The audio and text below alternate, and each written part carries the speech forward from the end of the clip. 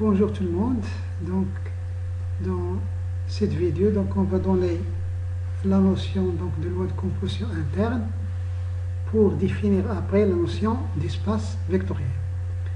Donc, le long de ce cours, la lettre K, ça désigne soit l'ensemble R, soit l'ensemble C, muni de l'addition et de la multiplication usuelles qui sont connues avec toutes les propriétés qu'on connaît. Donc, une première définition, soit E un ensemble non vide. Donc on définit une loi de composition interne sur E par la définition suivante. Donc une loi de composition interne sur E est toute application qui est définie de E.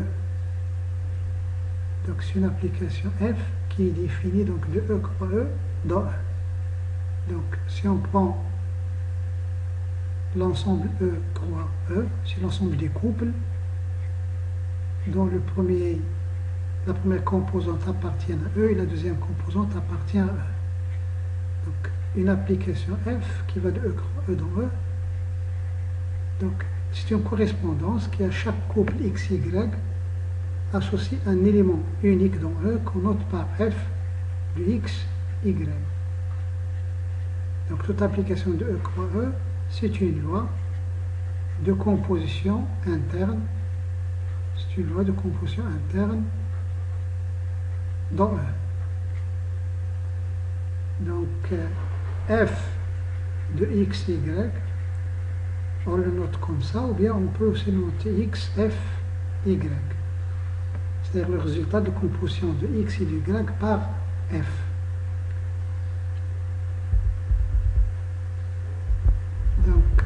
On a plein d'exemples de lois de composition interne. Donc si on prend par exemple E, c'est l'ensemble des entiers relatifs Z.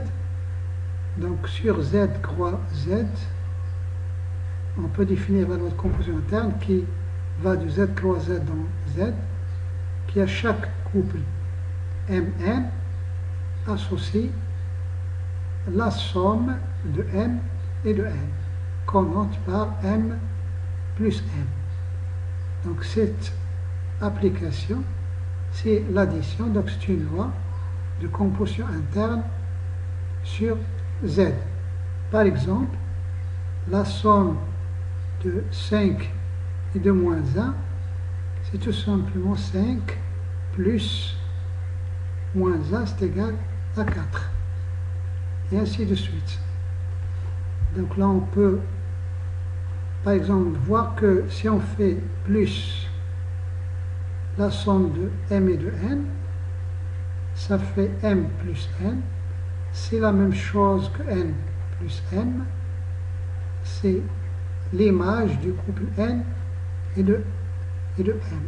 On voit que l'image de Mn, c'est la même chose que l'image de Nm. Dans ce cas-là, on dit que la loi est commutative. La loi est commutative.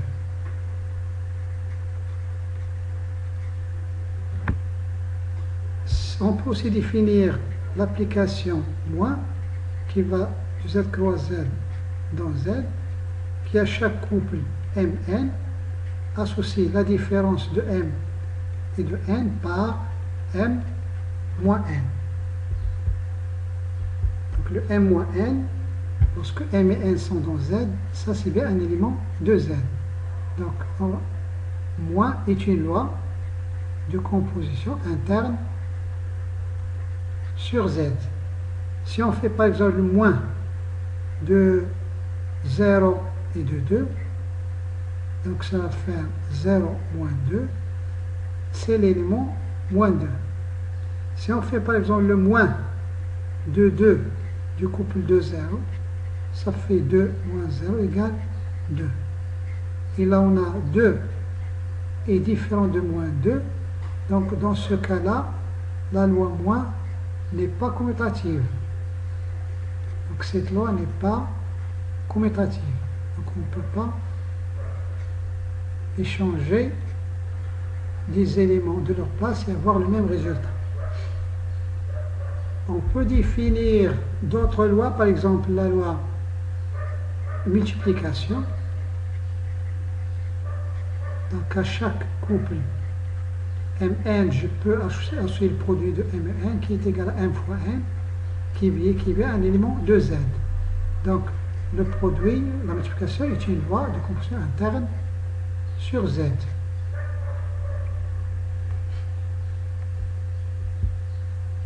Je peux aussi prendre l'exemple de E, c'est l'ensemble des polynômes au coefficient d'K qu'on a étudié dans le premier semestre en algèbre 1. Donc ça c'est l'ensemble des polynômes qui sont de la forme A0 plus A1x jusqu'à un certain AN xn tel que le n c'est un entier quelconque et les AI de 0 jusqu'à n, donc ce sont des éléments de K. Chaque fois qu'on prend un n, on prend des AI qui sont des éléments de K pour former le polynôme P. Donc si je pars de E croix E vers E, à chaque couple PQ, je peux lui associer par exemple la somme P et Q, et de Q, qui est définie par P plus Q, la somme de polynômes. Donc je peux définir la loi de composition interne plus. Je peux définir la loi de composition interne fois. Donc au couple PQ, je peux lui associer P fois Q. P fois Q, donc ça fait P fois Q. Et ainsi de suite. Donc je peux définir plein de lois de composition interne sur E, c'est-à-dire une infinité d'applications de E croix E dans E. Je peux par exemple définir l'application qui va de E dans E croix E dans E, que j'appelle delta, qui est un couple PQ associé le polynôme. Donc je sais que lorsque P est un polynôme, P au carré est un polynôme, moins Q au cube qui est aussi un polynôme, plus 5 P qui est aussi un polynôme, moins 1 qui est le polynôme constant. Donc ça appartient à E. Et donc delta, c'est une loi de composition interne sur E. Ensuite, on peut prendre un autre exemple. Si je prends E, c'est l'ensemble. E, c'est l'ensemble des fonctions définies de R dans R. Donc si je prends un couple d'éléments de E croix E, donc un couple appartenant à E croix E, un couple de deux fonctions f et g, là je vais définir l'application qui va de E croix E dans E, qui est la composée. Donc la composée de f et de g, c'est f rang g. Donc on sait que f rang g, il est défini donc de R dans R. À chaque x, il va lui associer le f de g de x. Donc je prends l'image de x par g, puis je prends l'image de g de x par f pour avoir un élément de R. Donc ça c'est la composée de f et de g.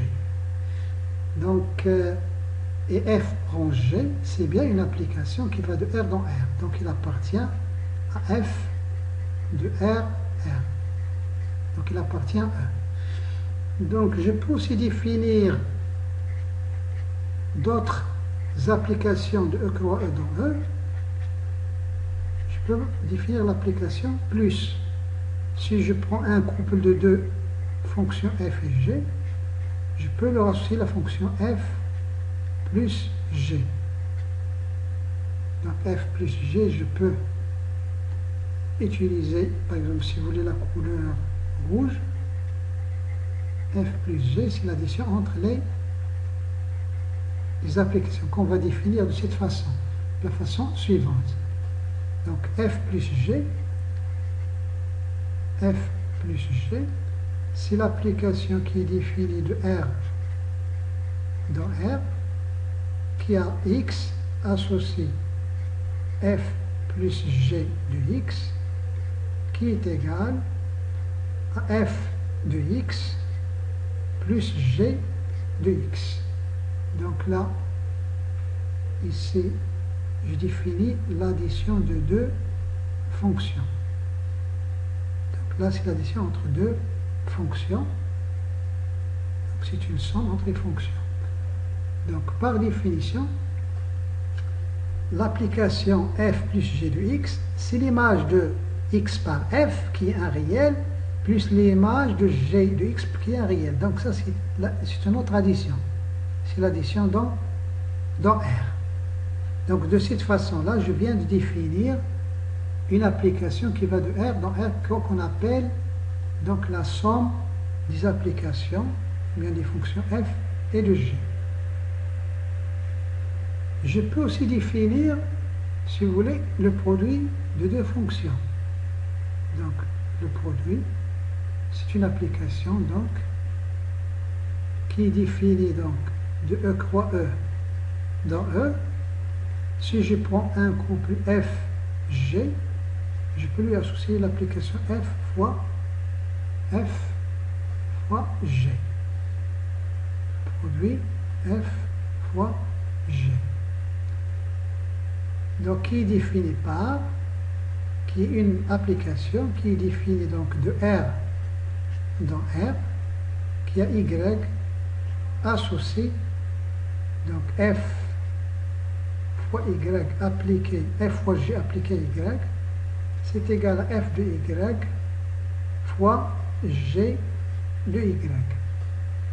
Là aussi, il faut faire la différence entre produit de l'application f et g et le produit des images de y par f et par g. Donc ce qui est en rouge, c'est une opération, c'est une loi de composition interne entre les applications. Ce qui est en vert, c'est une loi de composition interne entre des éléments de R. Donc cette loi, elle est déjà connue, l'addition entre les éléments de R. Donc, on peut aussi donner d'autres exemples de loi de composition interne. Si je prends l'exemple donc des forces appliquées dans un plan. Si je prends un plan, et je prends un point matériel dans ce plan, un point matériel M, et si je prends les forces appliquées à ce point M, qui sont dans le plan, donc une force F, j'ai une autre force G,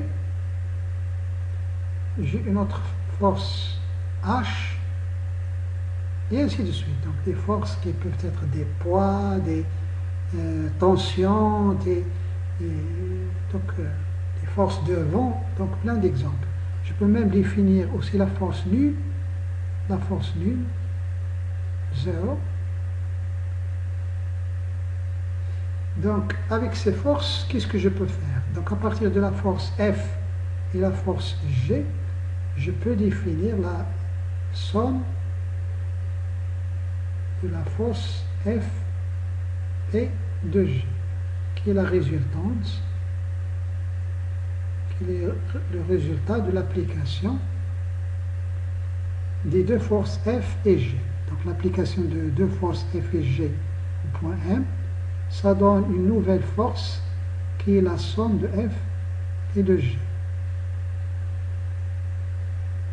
Donc ça c'est la force F plus G.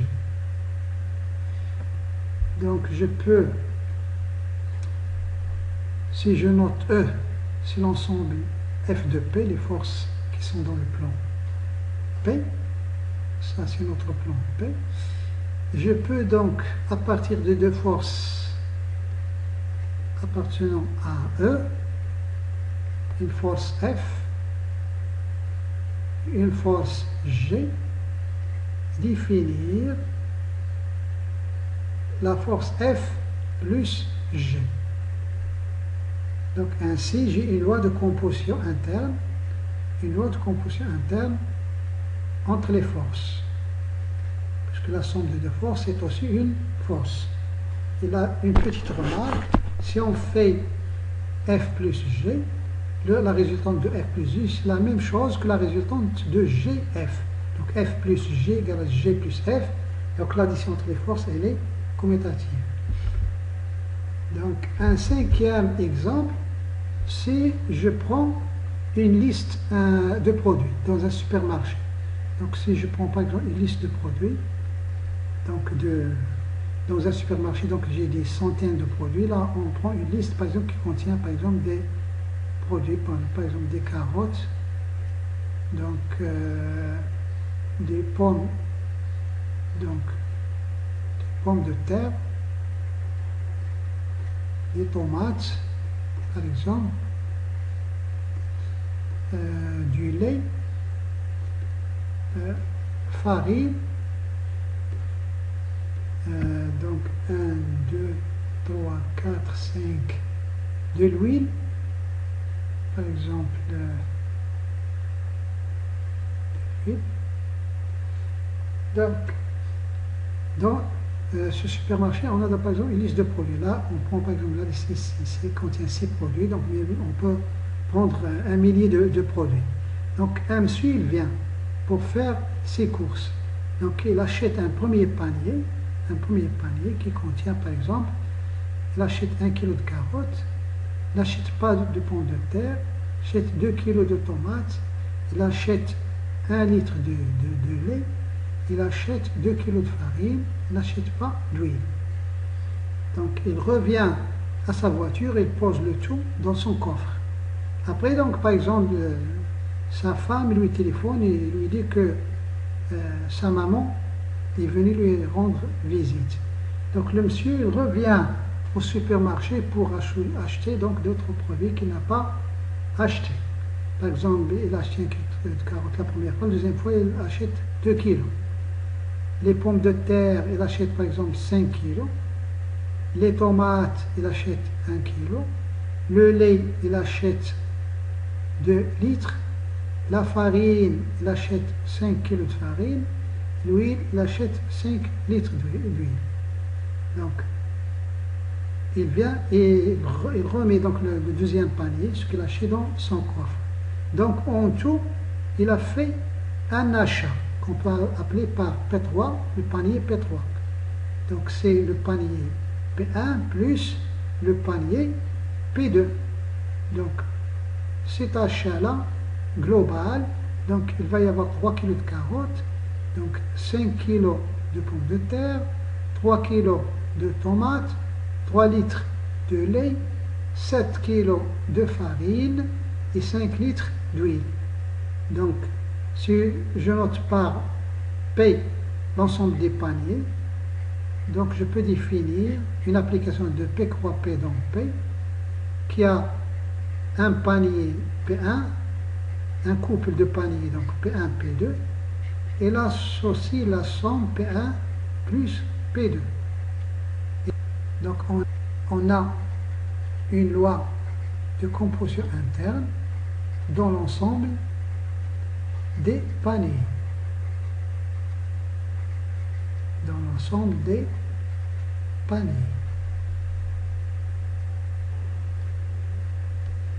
Dans l'ensemble des paniers. À l'aide de l'exemple 5, donc on peut imaginer plein d'autres lois de composition interne dans des ensembles qui sont par exemple des listes de produits qu'on peut rajouter les uns aux autres.